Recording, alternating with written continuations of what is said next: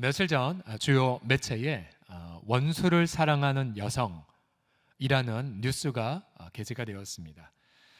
이 크리스탈 스트라우스란 미국 여성인데요.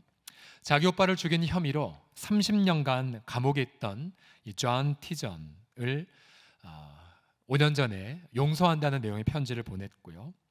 또 감옥에 있던 존 티전이 또 진실한 답신을 보내왔고, 그렇게 서신이 오고 가면서 특별히 존 티전이 자신은 사실은 무죄하다라는 것을 이야기하게 되었고, 그래서 결국 두 사람이 면회됐고 또 불꽃 같은 사랑을 나누다가 급기야 감옥에 있는 존 티전이 이제 영어 기사를 보면은 하나님을 신뢰하는 것 같아요.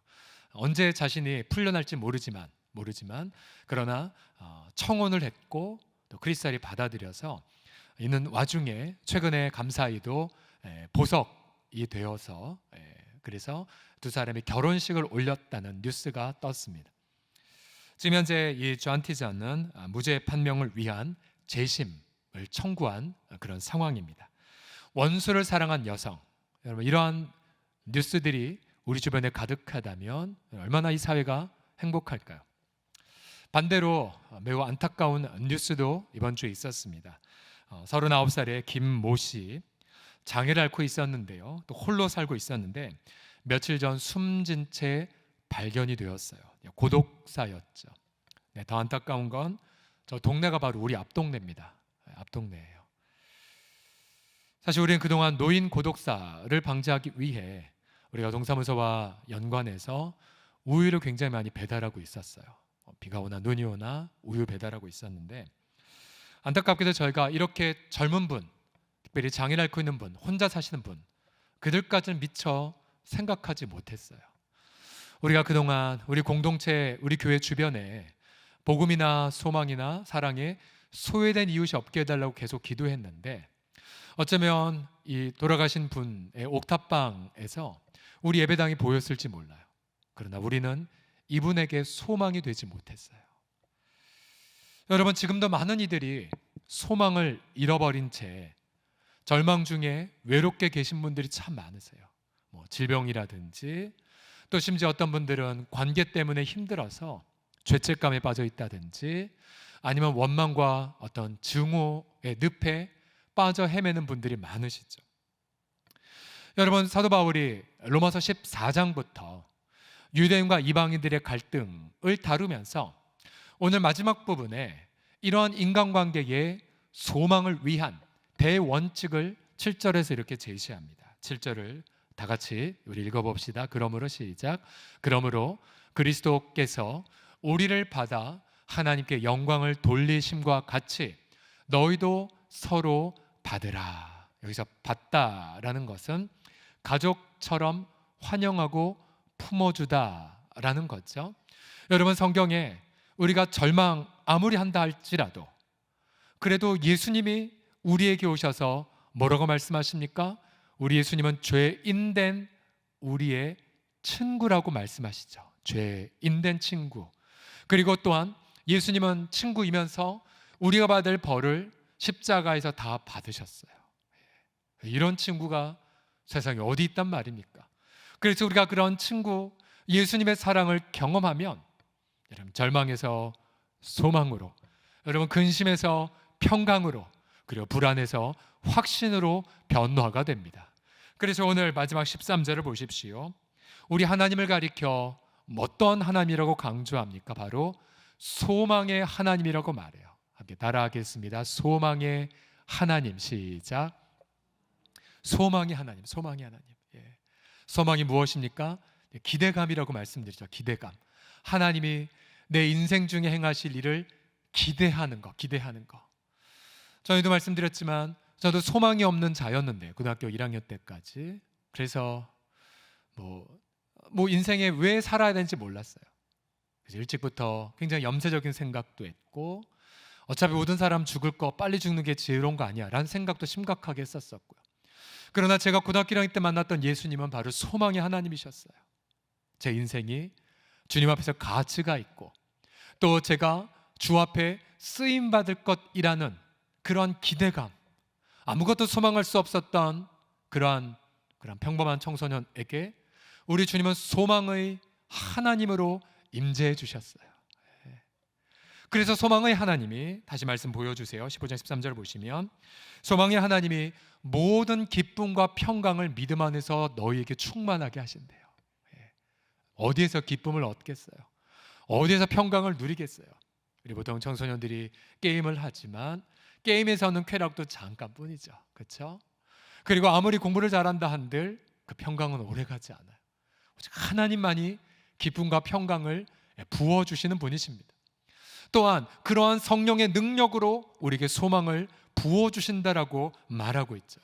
저는 이 시간 내면에서 모인 우리 사랑하는 지체들, 또 가정과 또 병상과 또 해외에서 예배드릴 모든 지체들, 이 시간 예수님의 이름으로 축복합니다. 절망의 영이 떠나가고 소망과 기쁨이 충만하게 경험되는 이 예배 시간을 체험하시기를 예수님의 이름으로 축복합니다. 우리 다 같이 한번 따라하겠습니다. 소망의 하나님. 시작. 소망의 하나님. 자, 그렇다면 우리가 어떻게 소망이 가득한 사람으로 세워질 수가 있을까요? 첫 번째로 본문을 보게 되면 우리가 절망에서 소망의 사람으로 되기 위해 누가 열심히 섬기시냐면 바로 그리스도가 열정을 갖고 우리를 섬겨주십니다. 그리스도가 열정을 가지고 우리를 섬기기 때문에 우리가 아무리 절망해도 소망을 품게 돼요.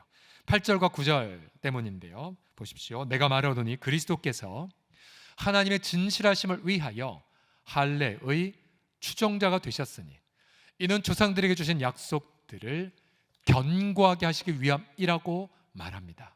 자, 여기서 할례의 추종자라는 게 무엇이냐면요, 할례란 유대인들을 뜻합니다. 유대인들 남자가 태어나면 8일 만에 할례 예식을 행하죠.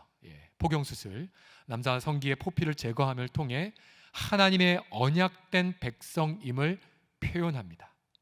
할례라고 하면 바로 유대인들을 뜻하는 건데요, 다시 본문을 보여주세요. 할례의 추종자가 됐다는 것 무엇이냐면 바로 유대인들을 섬기는 종이 되셨다는 거예요. 무엇을 위해서요? 하나님의 진실하심을 위해. 하나님의 진실하심이 무엇이냐면요, 우리 다시 8절 9절 보여주시겠습니까? 하나님의 진실하심을 위하여 할례의 추종자가 되셨으니 이는 조상들에게 주신 약속들을 견고히 이루게 하려 함이라고 말하고 있어요. 즉 우리 하나님은 진실하세요. 어떤 면에서요? 약속하셨으면 칼같이 이루시거든요. 또 하나님은 진실하세요. 약속하셨으면 그 약속을 이룰 능력이 있으시거든요. 예를 들어 아브라함을 향해, 그렇게 아브라함의 몸이 다 할아버지가 되었고 그 안에 사레의 몸도 다 죽었지만 하나님 약속하셨죠?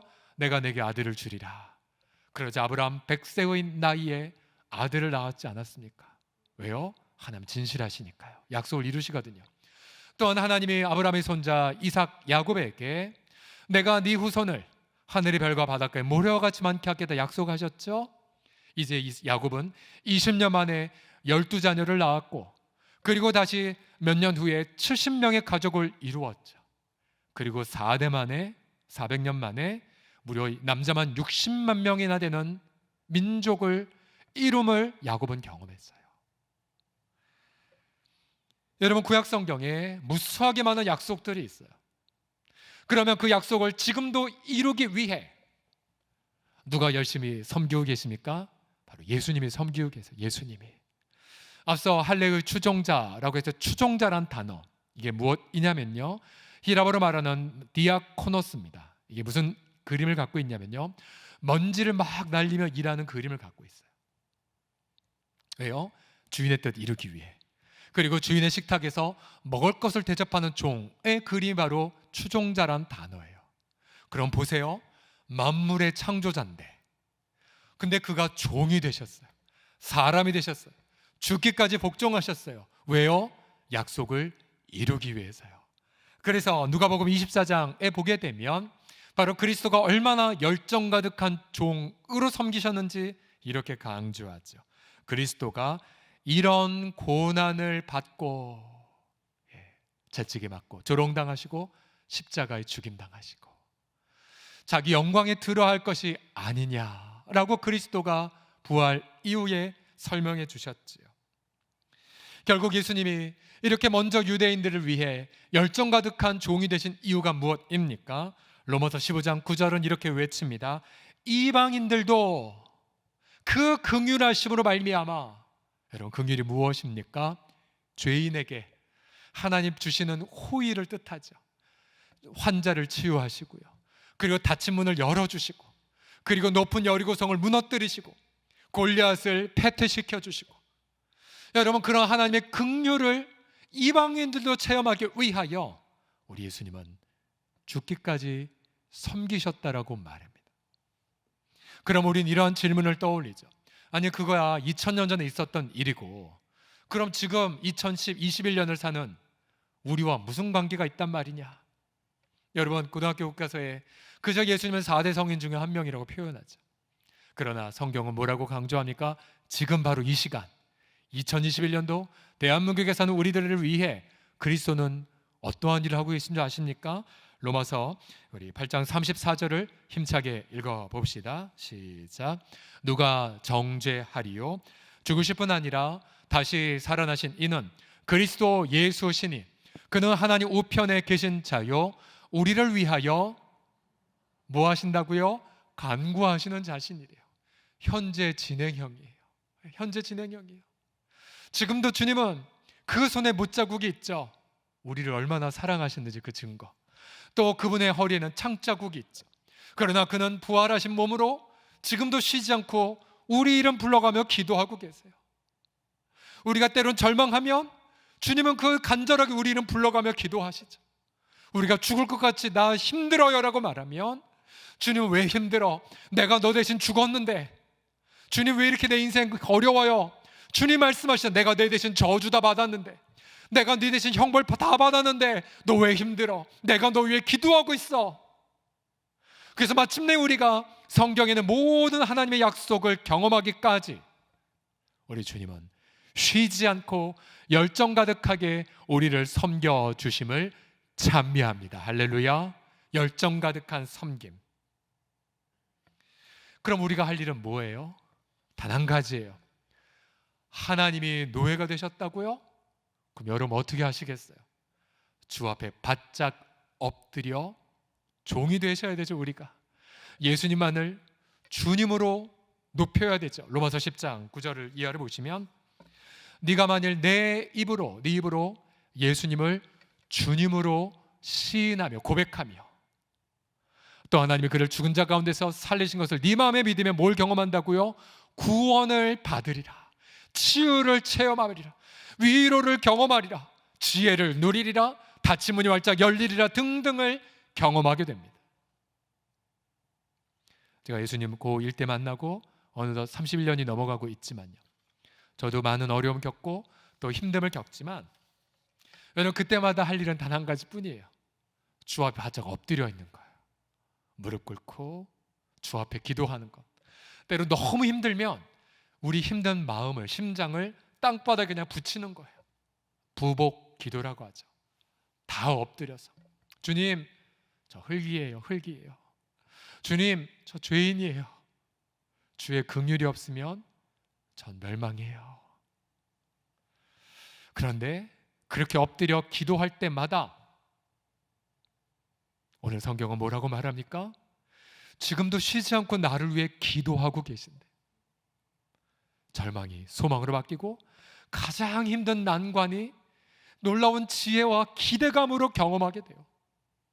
제가 지난 주일날에 사실 원래 원고에 없었었는데 설교하다가 막 생각이 나서 여러분에게 지나가면서 말한 게 있었어요. 뭐냐면 우리 태국에 계신 우리 선교사님 사모님을 잃고 어린 딸과 함께 여전히 태국에 계신 선교사님 이야기를 들려드렸죠. 성함은 오유신 선교사, 딸은 윤서예요. 윤서가 6학년 때인가 엄마를 잃었어요. 한 3년 정도 됐어요. 예배 참석했을 때 얼마나 많이 가족 그 교회 성도들이 울었는지 몰라요. 또 어린 딸을 보고. 지금도 딸과 함께 지금 태국 치앙라이에 들어 사시는데요. 지나가면서 제가 얘기했는데 놀랍게도 태국의 방콕에 우리 교회 우리 성도가 하나 살고 있어요. 자매는 태권도 선교사 사범이고 태권도를 통해서 복음을 증거하고 또 많은 선교사들에게 도움을 주는 우리 가정이 살고 있거든요. 근데 문자가 왔어요. 목사님, 그 선교사님 이야기 잘 들었어요. 그러면서 본인은 얼마 전에 방콕에서 떠나 태국 치앙라이에 들어 살고 있대요. 태국 치앙라이에. 예. 그러면서 이 선교사님 알고 있냐고. 그리고 내가 선교사님에게도 좀 이 가정이 당신 근처에 살고 있으니까 잘 교제해 보라고. 되게 좋은 부부라고. 그러면서 문자가 어제 왔어요. 또 뭐라고 했냐면 선교사님 초대해서 고기 대접했대요. 밥 먹였대요. 예. 그래서 저는 지금 서울에 있는데 우리 주님은 지나가면서 했던 그런 탄식스러운 상황에도 불구하고 우리 주님은 어느덧 옆에 위로를 주고받을 동역자를 이 선교사님에게 붙여주신 거였어요. 여러분, 한 주간 제가 주중에 보게 되면 이렇게 주님이 지금도 쉬지 않고 일하고 계시는 주님의 열정적인 섬김을 정말로 많이 경험해요. 그래서 여러분들이 매주마다 여러분을 섬기면서도 하나님의 일하심이 제한이 없기 때문에 날마다 벅찬 기대감으로 이 강단에 쓰는 것 아니겠습니까?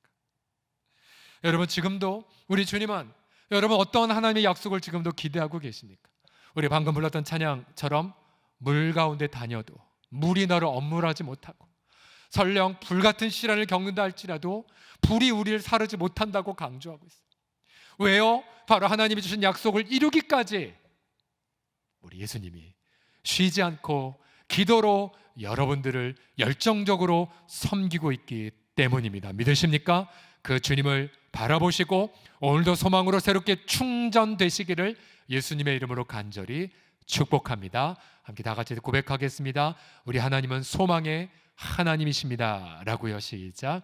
우리 하나님은 소망의 하나님이십니다. 아멘. 두 번째로 어떻게 소망이 가득한 사람으로 우리가 세워지냐면요, 예배를 통해서 세워져. 예배의 깊은 감동을 통해서 우리가 소망이 충전이 됩니다. 사도 바울은 9절부터 12절까지 성경 구절 4가지를 구약으로부터 인용합니다. 9절 말씀은 내가 열방 중에서 주께 감사하고 주의 이름을 찬송하리로다. 이 구절은요, 사무엘하 22장 50절과 시편 18편 49절에서 인용한 거예요. 두 번째로 10절에 열방들아 주의 백성과 함께 즐거워하라.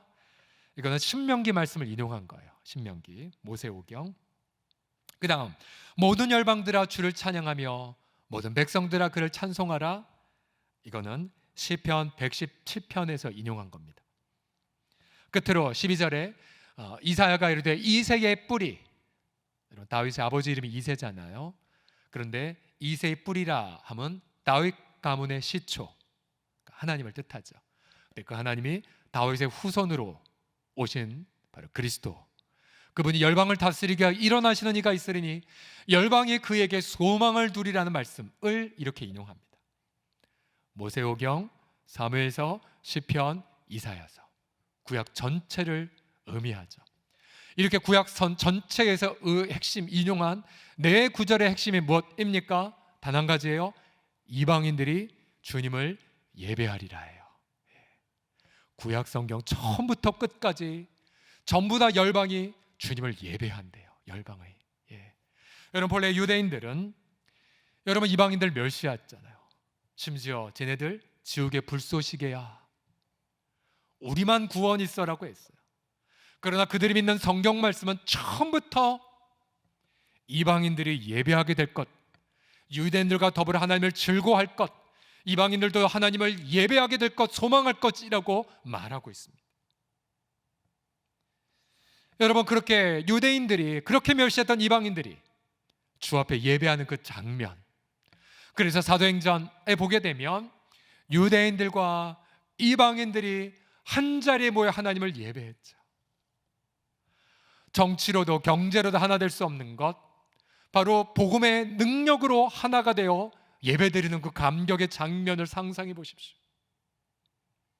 여러분, 이 세상에선 소망이 없는데 바로 예수님 만나 소망을 품고 열심히 예배하는 이방인들을 바라보면 유대인들이 얼마나 도전과 그리고 격려를 받았을까요? 여러분, 유대인들에게 이방인들 멸시의 대상이었다면, 근데 보세요, 우리들도 저마다의 기준에 좇아서 여러분 누군가를 이방인처럼 대할 때가 종종 있지 않습니까? 내 잣대에 맞추어서 나 저 사람 신뢰하지 않아, 아, 저 사람 도저히 믿을 사람 아니야. 난 저 사람 포기했어. 그래서 나도 정죄하고 판단하기도 쉽죠. 그러나 성경은 뭐라고 강조합니까? 처음부터 끝까지 이렇게 강조하세요. 그 이방인들이 결국 하나님을 예배하게 되리라 하고요. 여러분, 그래서 하나님 포기한 사람, 포기하지 않는다면 절대로 포기하시면 안 돼요. 하나님 포기하지 않으신 걸 뭘 보면 알 수 있죠? 그가 지금 숨쉬고 살아있는 걸 보면 하나님은 그를 포기하신 게 아니에요. 그가 회개하고 돌아오기를 하나님은 눈물로 기도하고 계신 거죠. 지난 금요일 날 우리 B국에 계신 이웅재 임미경 선교사께서 영상으로 설교와 기도 제목을 나누셨어요. 거기도 코로나 때문에 다 봉쇄되고 폐쇄되고 어려움을 겪고 있지만, 그러나 현재 선교사님은 매일 저녁에 지체들과 함께 저녁 기도회를 갖고 계시고요. 또한 그 코칭센터에서 영어와 또 성경을 배우고 있는 어린 아이들은 하루에 1시간씩 기도하는 훈련을 지금 시키고 있습니다. 이미 우리 교회에도 우리 B국을 다녀온 지체들이 거의 성도 전체의 10분의 1은 되는 것 같아요. 말씀을 가지고 기도하는 우리 방글라의 그 아이들을 바라볼 때마다 얼마나 도전이 됩니까? 모든 면에 있어서 우리 대한민국보다 못 사는 나라지만, 보통 신방 가면 가족 4명이 한 침대에서 살고 그래요. 단칸방에 살고. 우리나라는 50년대 60년대라고 말씀하기도 하시더라고요. 그러나 여러분, 우리보다 더 뜨겁게 기도하고 있고요, 우리보다 더 진실하게 예배드리고 있어요. 너희 열방들아 주님을 찬미해라. 여러분, 그 말씀이 그 나라 한복판 안에서도 이루어지고 있답니다. 여러분, 우리가 이처럼 주님을 예배하게 될 때에 가장 큰 감격이 무엇이겠습니까? 9절 하반절을 보시게 되면 이 9절 말씀은 바로 그리스도 자신의 고백이기도 해요. 죽음을 이기고 부활하신 그리스도가 열방 중에서, B국 안에서, 대한민국 안에서 수많은 나라 중에서 어떻게 하고 계세요? 주님 앞에 감사하고 주의 이름을 찬송하고 있어요. 왜 그리스도가 주님을 찬송하고 주 앞에 감사하고 있습니까? 바로 자신의 죽음을 통해 예배하는 저와 여러분들을, 또 저와 여러분들뿐만 아니라 수많은 많은 민족을 바라보고 계시기 때문이죠. 여러분, 예배가 놀라운 이유가 무엇입니까? 우리가 예배 드릴 때에 비록 대면이든 온라인이든 흩어져 있든 우리가 예배 드리게 될 때 우리 예수님이 옆에서 함께 예배하고 계세요. 우리가 함께 주님을 기뻐할 때 우리 예수님과 함께 춤을 추세요. 그리고 예수님 자신의 기쁨과 평강을 우리 가운데 물붓듯이 부어주세요. 예수님 자신의 비전을 부어주시고 예수님 자신의 꿈을 꾸게 해주세요. 성경이 말하죠. 너희 노인들이 꿈을 꿀 것이고 너희 청년들이 비전을 볼 것이고 너희 자녀들이 예언하리라고요. 예언하리라고요. 지금 이 본당에 와 계신 우리 어르신들이, 많은 분들이 이미 일제 강점기를 겪으셨고요. 여전히 많은 어르신들이 일제의 그 순사들이 타고 있던 긴 칼을 기억하고 계시고 8.15 광복의 그 감격을, 그러나 이내 남북한이 두 동강이 난 거를, 그리고 6.25의 고통을 다 겪으셨어요. 그 절망스러운 상황 속에서도 여러분, 주님 앞에 예배하며 새벽마다 주 앞에 무릎 꿇고 밤마다 본당을 적시고 그리고 어린아기 뒤에 덜쳐업고 와서 기도하며 예배드렸기 때문에 그 예배 속에서 부어주신 소망을 가지고 우리 대한민국이 여기까지 온 것 아니겠습니까? 언제 소망을 경험하셨어요? 예배 중에 경험하셨죠. 언제 소망을 경험하셨어요? 예배 중에 내가 전혀 상상하지 못했던 자들이 교회에 와서 예배하고 정말로 그렇게 죄인으로 여겼던 자들이 회개하며 돌아오는 장면을 보고 더욱더 소망을 품고 주 앞에 무릎 꿇는 것 아니겠습니까?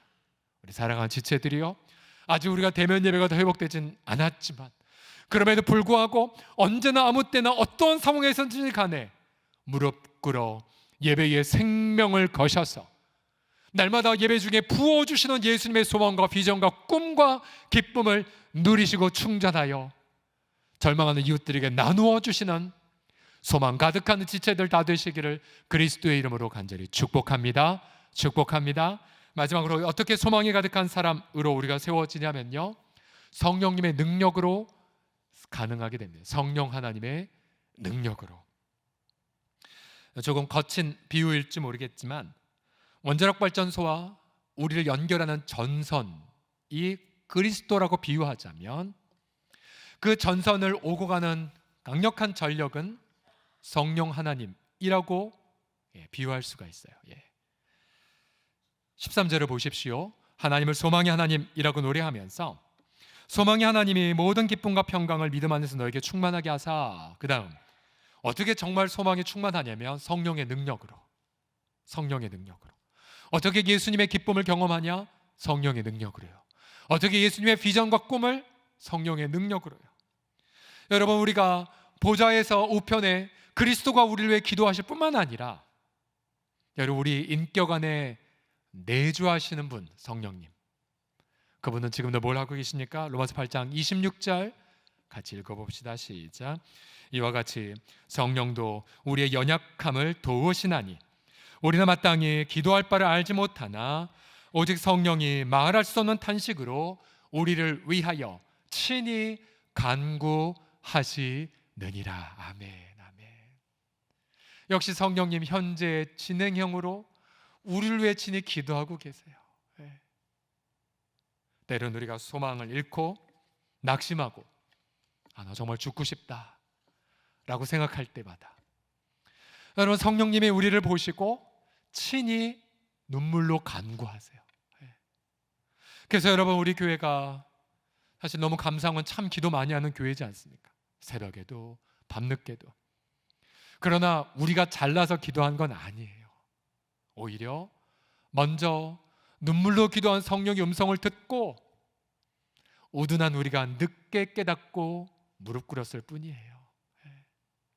또한 어느 누군가 고통할 때 우리가 이름 불러가며 중보 기도를 하잖아요. 이웃을 위한 기도, 중보 기도.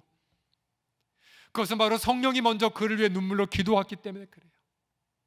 그래서 우리가 만일 한 지체가 힘들어하면 그를 품는 섬김이 마을장뿐만 아니라 온 교회가 고통하며 함께 기도하지 않습니까? 또한 로마서 8장 11절에 따르면 성령님은 부활의 성령이세요. 부활의 영. 예수님을 죽은 자 가운데서 살리신 이의 영이 너희 안에 거하시면 그리스도 예수를 죽은 자 가운데서 살리신 하나님이 너희 안에 거하시는 그의 영으로 말미암아 너희 죽을 몸도 살리시리라. 아멘. 죽을 몸도 살리신대요. 성령을 통해서요. 나 인생 이제 미래가 없다라고 여기는 분도 소망을 불어넣어 주신대요. 여러분, 한나를 보세요. 이번 주에 사무엘서 읽으셨다면 자녀가 없어서 첩된 브니나에게 너무 공격을 많이 받았잖아요. 죽고 싶었을 거야, 한나가. 그러나 한나가 하나님 앞에 나아가 하소연하죠. 하나님, 자녀를 주시면 그 자녀 하나님께 드릴게요. 그러면서 정말 하나님의 사람을 찾기를 원하시는 하나님의 열망에 그녀가 응답이 되지 않습니까? 그래서 놀랍게 사무엘 선자를 응답받고 가장 암울한 역사를 그렇게 새롭게 열어가는 걸출한 지도자를 그렇게 기르게 되죠. 여러분, 성령의 능력은 이러해요. 아무리 고통스럽고 절망해도요, 그 속에서 기가 막힌 비전과 소망을 품고 뚫도록 도와주십니다. 아니, 혹시 누군가 여러분에게 난 왜 이렇게 남들이 갖고 있지 않은 고통이 있지? 왜 나는 이렇게 힘들지라는 그분일수록 오히려 남들이 도저히 꾸지 못한 기가 막힌 그리스도의 꿈이 있을 가능성이 많아요.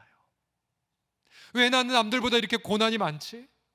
왜 나는 이렇게 힘들지? 아니요, 오히려 그는 다른 사람이 상상할 수 없는 하나님의 꿈을 경험할 가능성이 너무 높아요. 우리가 받은 성령의 능력이 어떠합니까? 고린도서 4장 8에서 9절 보십시오. 우리가 사방으로 우겨쌈을 당하여도 쌓이지 않아요. 우리는요, 답답한 일 당해요. 우리도요. 그러나 낙심하지 않아요. 성령으로 박해를 받아요. 버림받지 않아요. 거꾸로 뛸을 당할 수 있어요. 질병 때문에 혹은 재정적 문제 때문에 거꾸로 뛸을 당할 수 있어요. 우리가. 그러나 어떻게 돼요? 망하지 않아요. 왜요?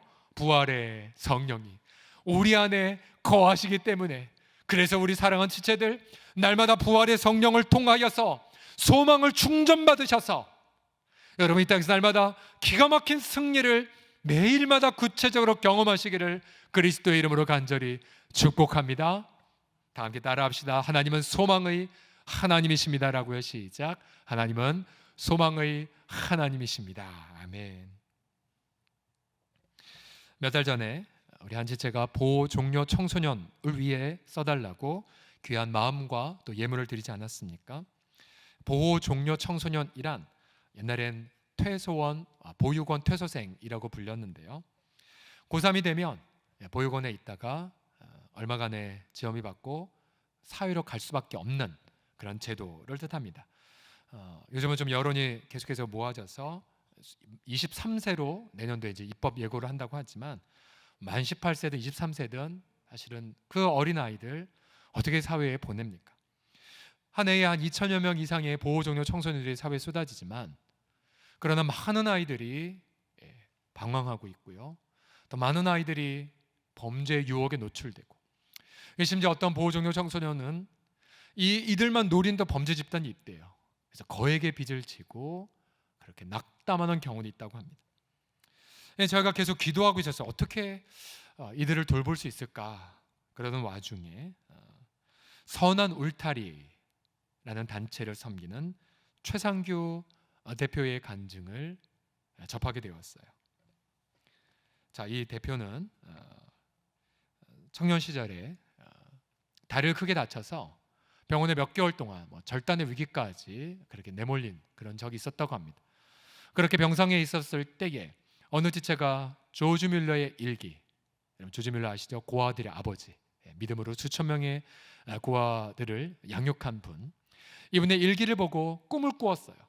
그리고 이렇게 기도해서 하나님 태어나게 해주시면 제가 고아들의 아버지로 살기를 원합니다. 꿈을 꾸었어요. 감사히도 절단하지 않고 퇴원을 했고, 물론 지금도 다리 한쪽은 절고 계세요.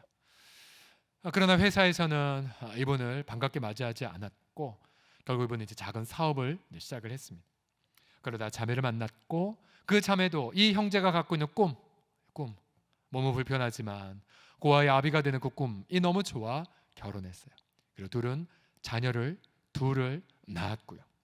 그러다 이 자매부터 이 부부가 먼저 우리 교회로 말하면 아름 공동체를 섬겼는데요. 처음엔 장애아를 입양을 하고자 했지만 도저히 자신이 없었다고 합니다. 그런데 자매가 아내가 이렇게 말했어요. 당신 꿈이 있었잖아. 그 꿈대로 우리 자녀를 하나 입양하자. 그러나 여러분 어느 부모도 다 똑같이 이런 고민에 빠지는 게 무엇이냐면 입양을 앞두고 두 가지의 고민에 빠져요. 하나는 내가 지금 변변치 않은 사업가인데 이 아이를 끝까지 책임질 수 있을까라는 것과 또 한 가지는 내가 친자녀처럼 사랑할 수 있을까? 두 가지 마음에 항상 고민에 빠져요. 역시 이분도 1년 정도 하나님 앞에 기도를 하셨대요.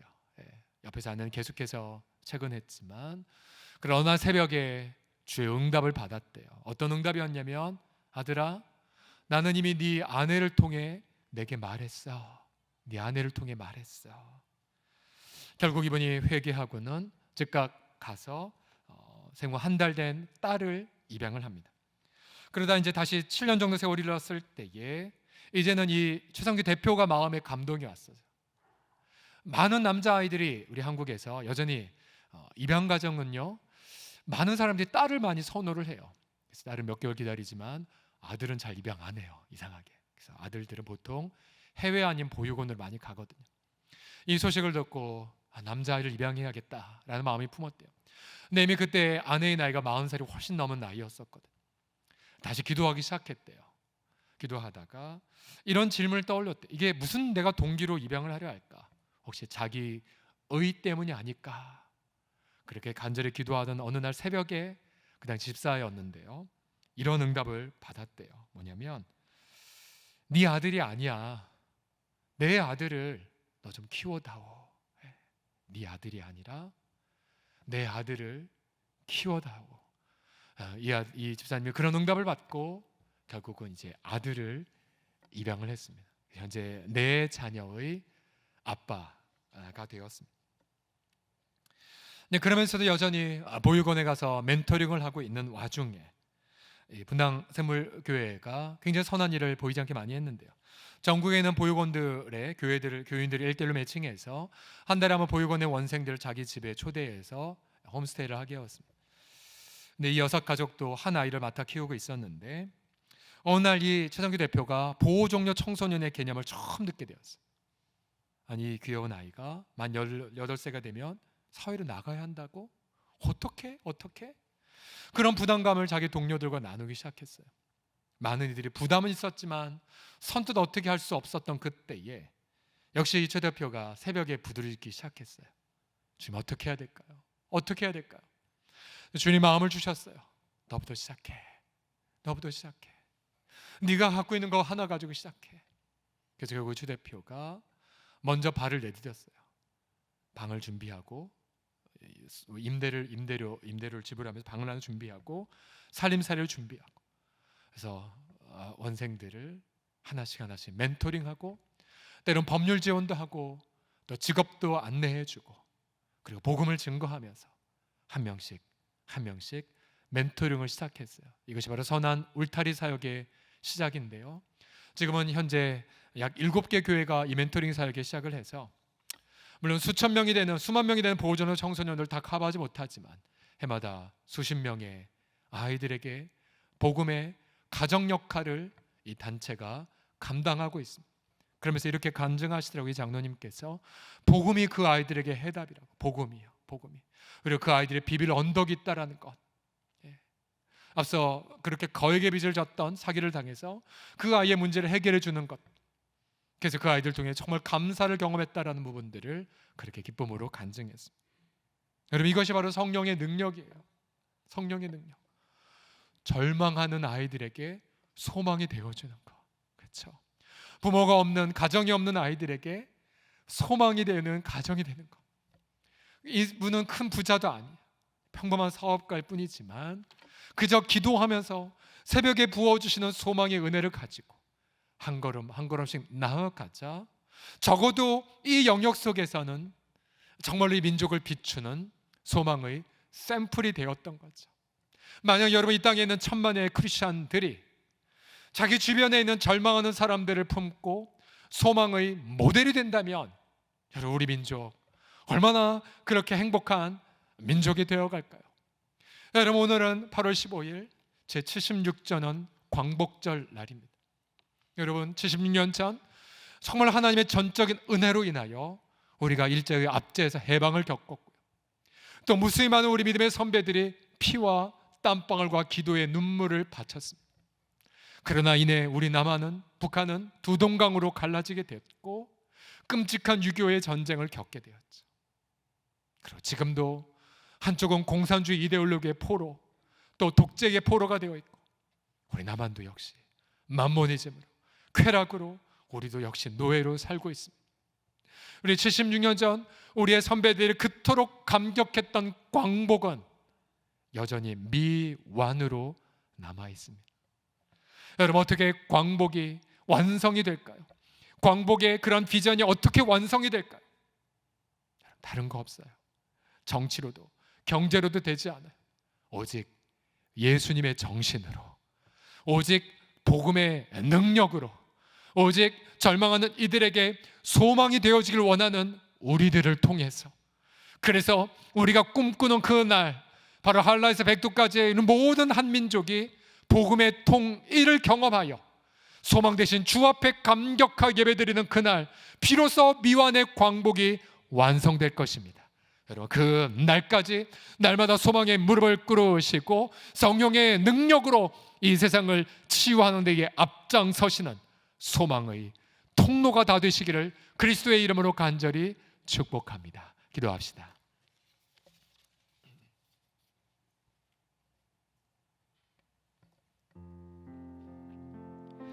기도의 단어를 찾지 못할 때 내 이름 부르시며 기도하시는 그리스도요, 죽기까지 복종하신 주 예수님을 이 시간 찬미하며 높여드리나이다.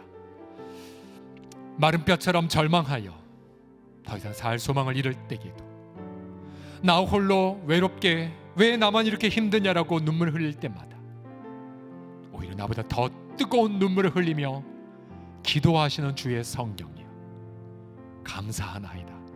우리 사랑하는 지체들, 이 시간 소망을 도저히 찾을 수 없는 이 사회 속에서 우리 주님 한 분만을 붙잡고 소망으로 이 세상을 치유해 나아가는 우리 귀한 하나님의 우리 종들이 다 되어지게 하여 주옵소서. 주 예수 그리스도의 이름으로 기도드립니다.